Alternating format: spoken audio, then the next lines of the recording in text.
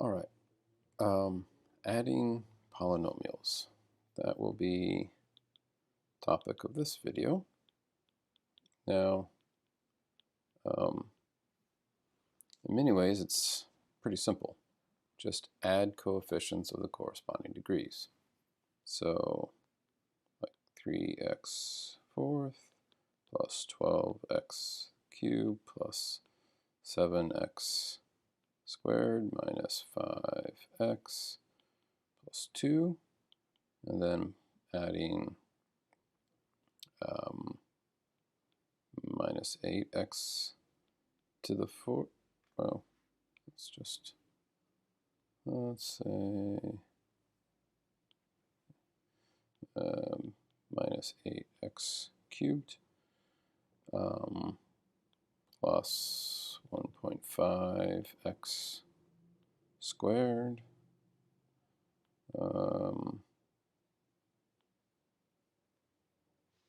plus 3, whatever. Okay, so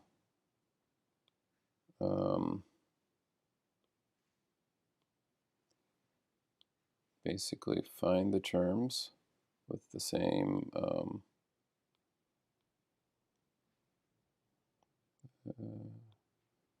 blue with the same power of x, and then we combine those.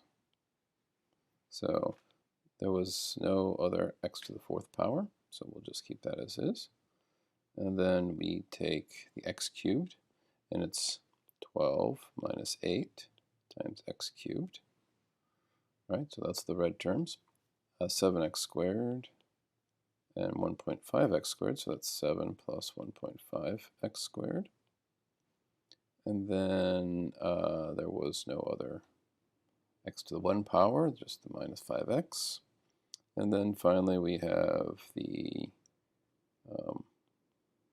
constant term, x to the 0 term, if you will. So that's how that works, and now we just plus 4x cubed plus 8.5x cubed minus 5x plus 5. And so that's how that works. Now, let's look at, because it's important to really appreciate how this works. So let's look at the 12x cubed minus 8x cubed term, for example. What am I doing to combine this? Well, I'm basically factoring out the x cubed. So this is the same as x cubed times 12 and minus 8, right? So this is 12x cubed, and this is minus 8x cubed.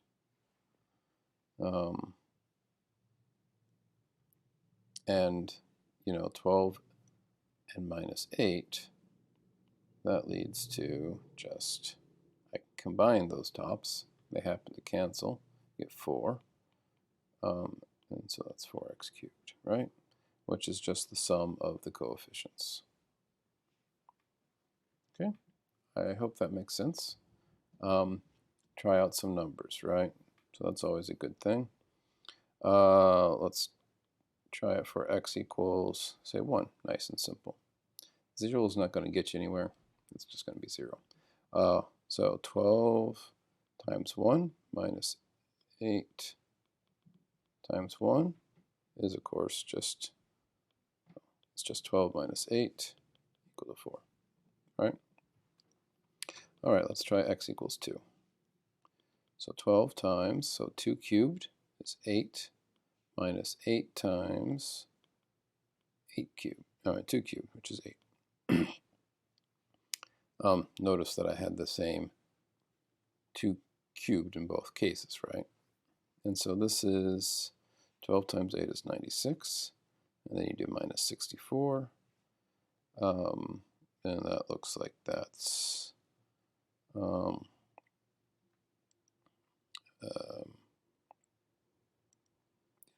think it's 32. 32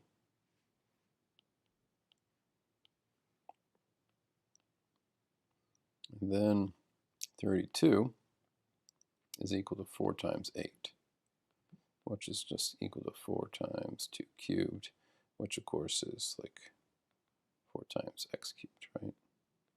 When x equals 2. Right, so that should hopefully make sense. That should make sense like that. And now let's try a negative. Let's say x equals minus 1. 12 times minus 1 minus 8 times minus 1 is equal to minus 12 plus 8, which is equal to minus 4. But that's also equal to 4 times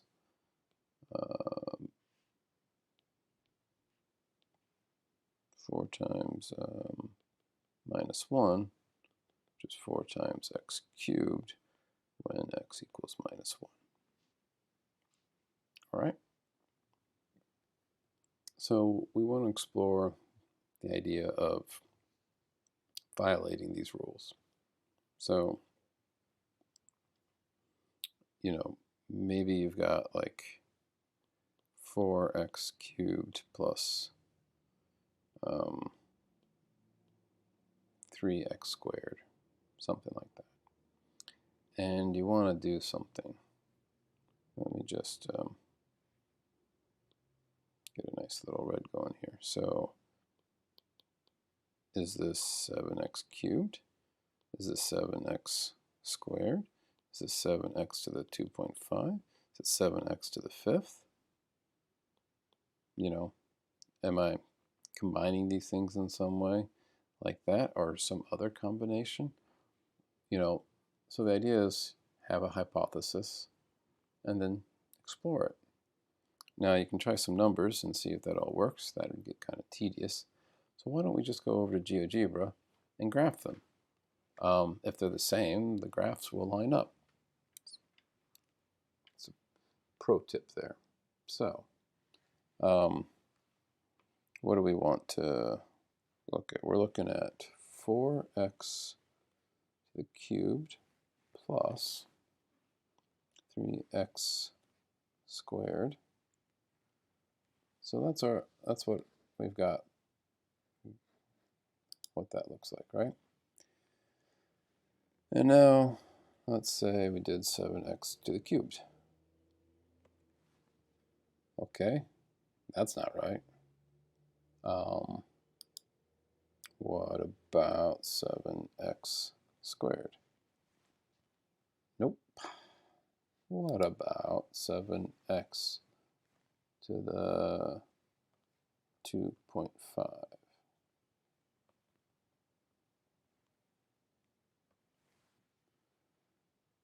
Let me just turn off some of those.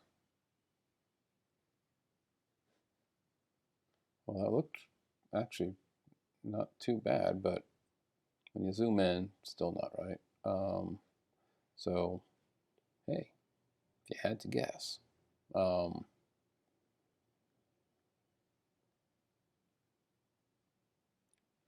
of cool. What else? 7x to the 5th. That'll be laughably bad. Oops, cancel. Yeah. There we go. Also bad.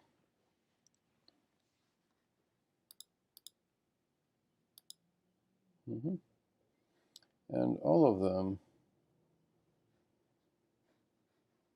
you know, you can do f of 1, right? And that's 7. And g of 1, that's 7. And they're all 7, right? So you got one point that works. Great. So just because you try one point doesn't mean you get everything. But if you were to do 2, that's 44.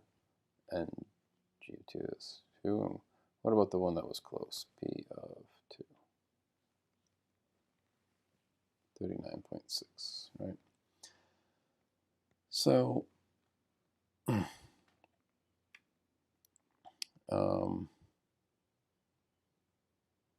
can also do a slider. Ooh, let's do that. 7x to the a. Wait, what? Oh, oops. That's not what I wanted. I already have an a, don't I? That's a problem. Let's see. Let's just delete these things.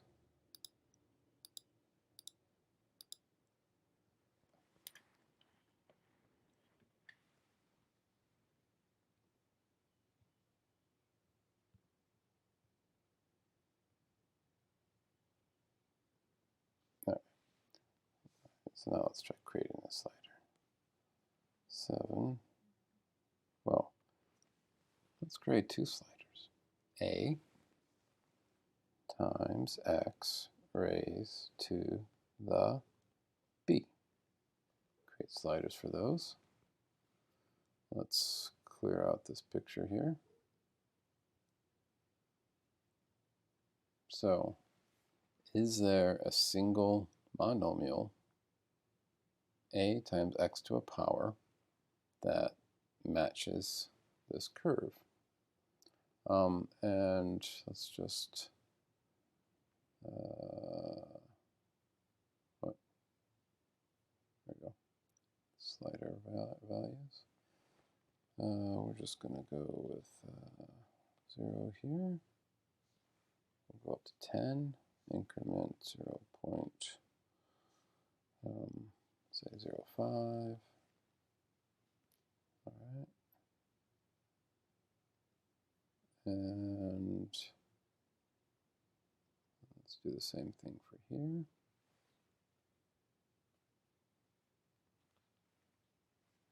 There you go. Okay. I have set up the sliders in GeoGebra. So ax to the b is the form. So that's going to be, can I write 4x cubed plus 2x squared as a monomial, as some number times x raised to the b, raised to the power b, right? And so obviously dragging this line, coefficient there, isn't going to do much good for me. I can change this power here, and maybe I want to see about getting some kind of shape here. So small powers seem really bad. Taller powers are a little better.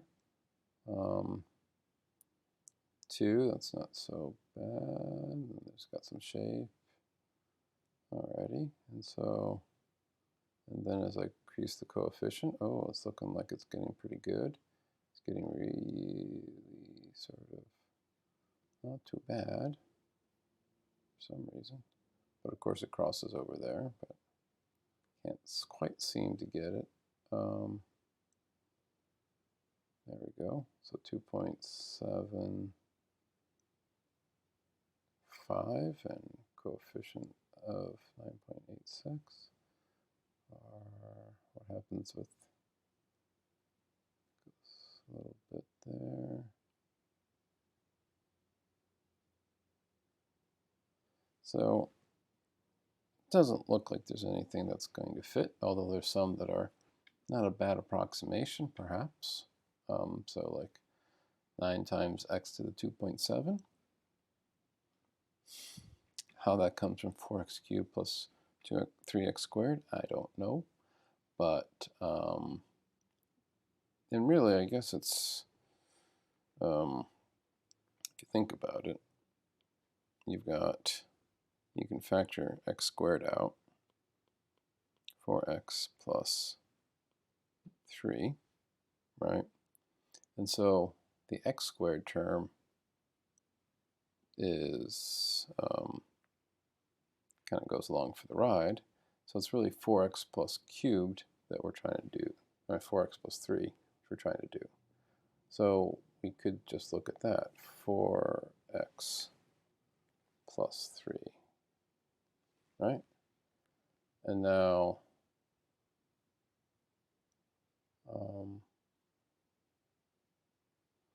and then this is probably going to be more like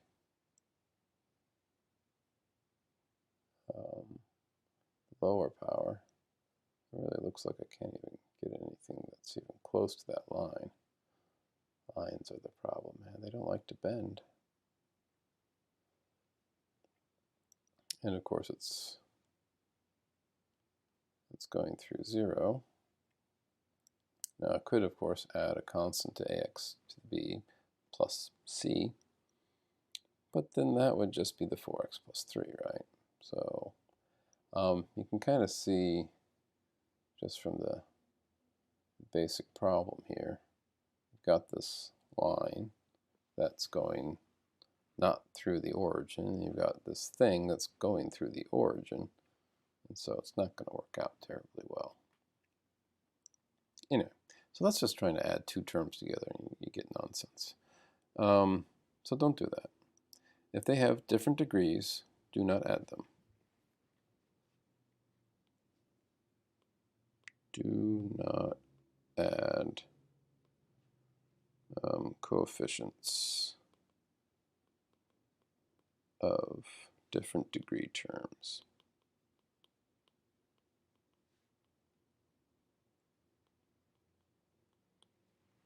Okay?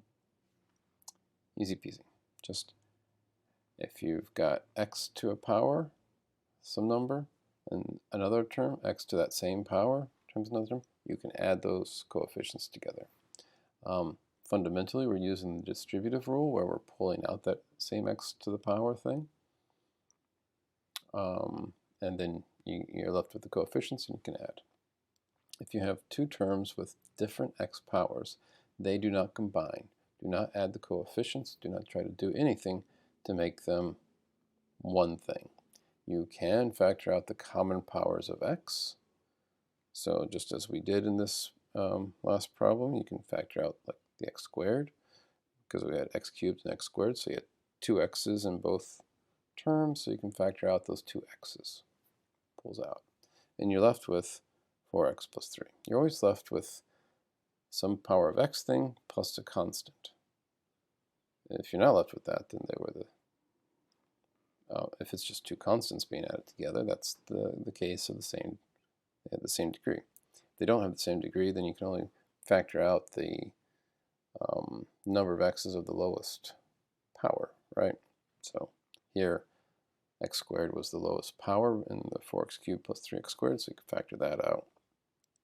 And then you're left with a constant plus a term involving x. Because x is, that term involving x is going to be 0 when x equals 0, and you got this constant thing. You're not going to be able to write it as something in terms of x, right? They just don't fit. They don't make sense. So don't try to force it. It's my warning to you. You'll probably abuse it because there'll be some problem where it's really convenient if you could just put it all together. Just right. It's nice to have one term instead of many terms, but it just doesn't work that way. You do that and it's the wrong answer. So don't do that. So that's adding polynomials. Next we'll talk about multiplying polynomials. And then we'll talk about subtracting polynomials, which is multiplying by -1 and then adding. So that should be good.